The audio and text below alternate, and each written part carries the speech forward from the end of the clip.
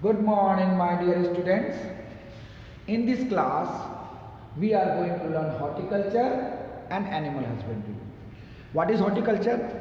You might have seen so many people have fond of growing ornamental plants, some fruit plants, some vegetable plants in their courtyard.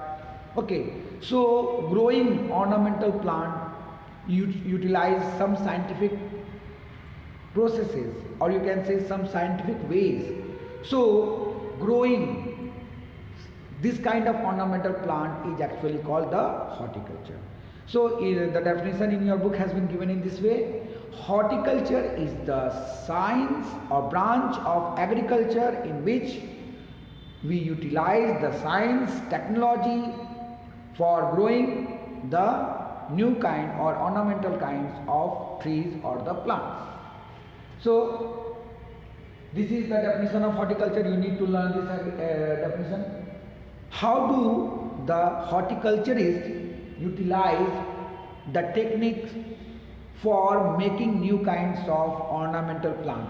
You might have seen so many kinds of flowering plant. The same plant gives a different kinds of flower. So they utilize for some techniques for doing this kind of or growing this kind of plant. So suppose this is a single flowering plant, and here you are seeing there is a red color flower, somewhere it is blue color flower. So actually they use some technique called cutting, layering, and third is the grafting. So mainly these three techniques are utilized. Further, there is other techniques are also there, like micro propagation and all. So it has not need to be learned by you. Only few simple techniques are mainly utilized by the horticulturists to propagate, or you can say to produce this kind of ornamental and beautiful plants in order to sell in the market, so that they can earn, or the farmer can earn some amount of money. I hope you understood. Now another topic, what is organic farming? Organic farming is a technique in which the farmer grow the crops without utilizing any kind of chemical substances like fertilizers or pesticide or insecticide. So in this case, if the farmer is growing this kind of agricultural substances, or you can say crops, without utilizing this kind of unwanted chemicals, then the crops will obviously become very good and healthy for the people. So in this way, if they are not utilizing fertilizers and pesticides, then they might loss. What kind of loss? Because adding fertilizer enhance the quantity of the agriculture. So if they will not use, then obviously the quality, or you can say the production will be decreased. But in case of not using any chemical fertilizer, they could use the biofertilizer. In our online class, we have already discussed that there are so many microorganisms then that they enhance or increase the soil fertility, like rhizobium, azotobacter, nostoc, anabena. So you can utilize this kind of plants, or this kind of microorganism to increase the soil fertility. And again, you can use the manure, the organic waste of the animals or the plants. Okay, so if you have some organic waste like peels of the potato and all, if it will be allowed to decompose, they become manure. And if you add the manure, the soil quality will be increased, and obviously it will supply the nutrient to the plants.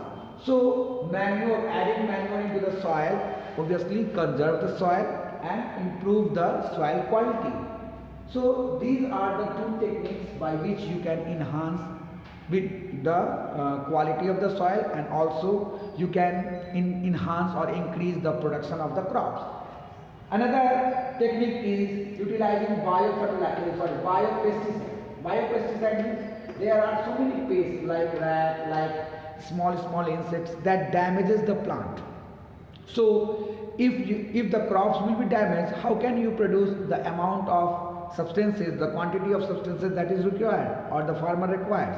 So in this case, you can stop or you can kill the pest. Pest means those organisms which decrease the production of the crops can be stopped or inhibited by utilizing biopesticides like neem. If you keep the neem leaves inside the that is called sack of the rice and sack of the wheat, the growth of that is small insects will obviously decrease down. And there are some other mean of biopesticide also is there, which can obviously enhance the production, and you not need to apply or add some chemical substance to kill the pest. So in this way your crop will be obviously well protected. Remember, these pesticides are mainly the chemical poison that the farmers are utilizing in their field in order to protect their field from the pest. So if that poison will go in your body, obviously it will damage your systems.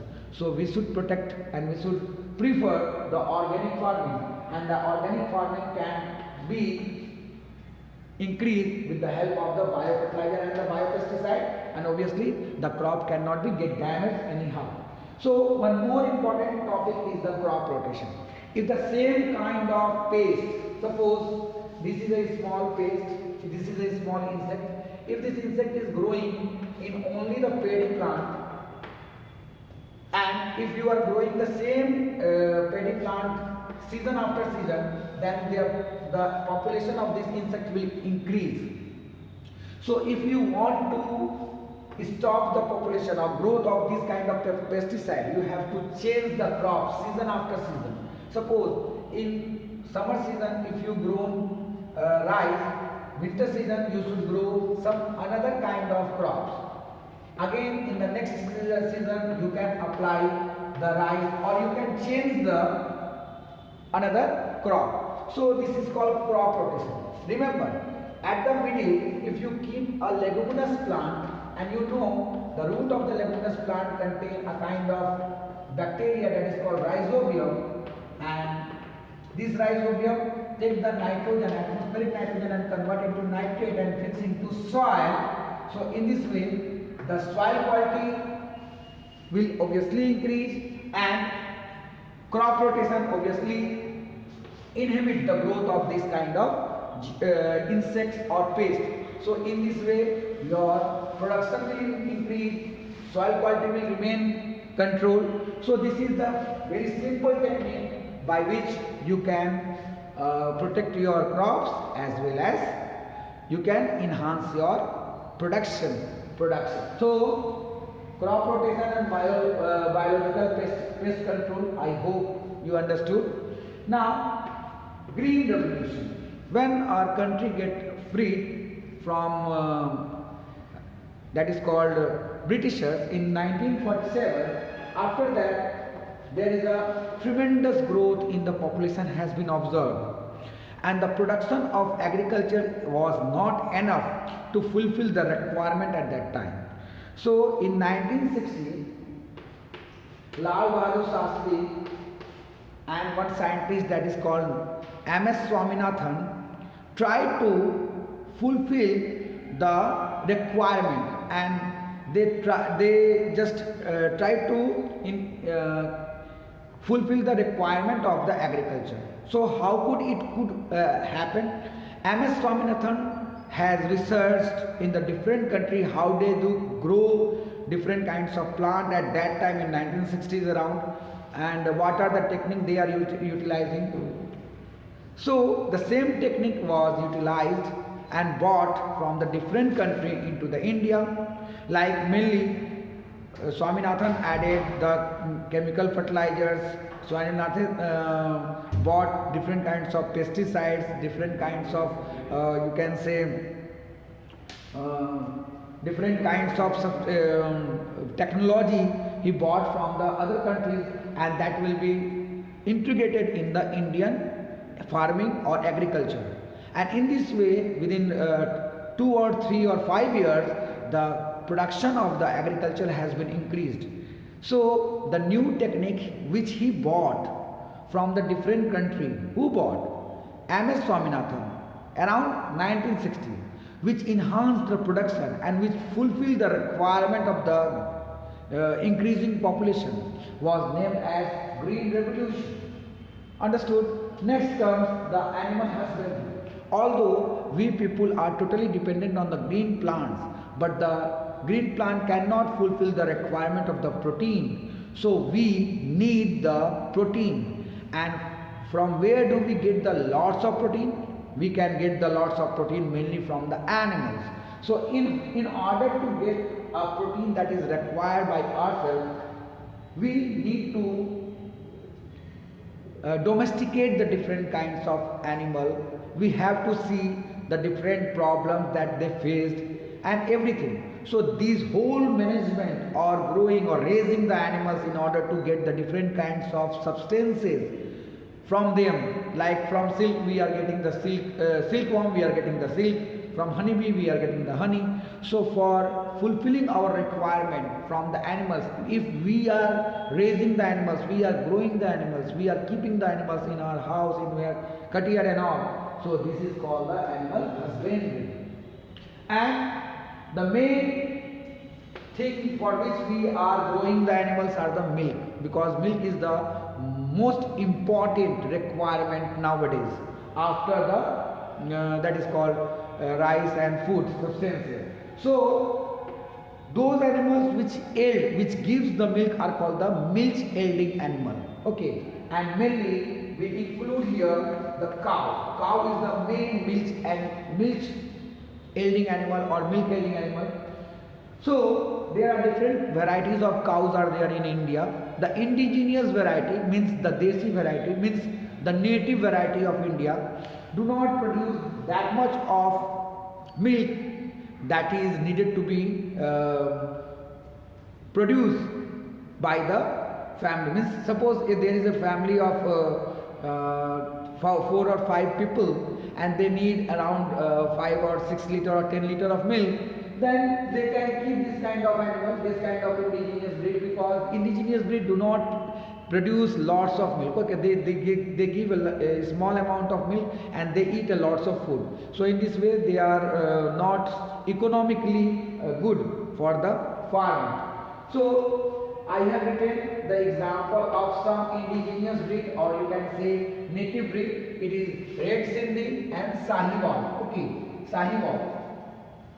You have to learn these names also because it is important in the examination. So some exotic breed. Exotic breed means the breed which we are bringing from the foreign.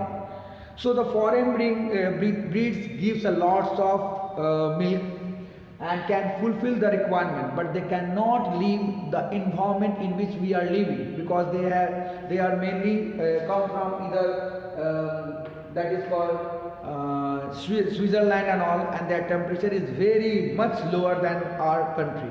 So in this way we have to keep this kind of animal inside a very cold house, and we have to use the air condition and all it, and in this way it is obviously not economical for ourselves. So exotic breed we can keep in our country, but it is not obviously economical.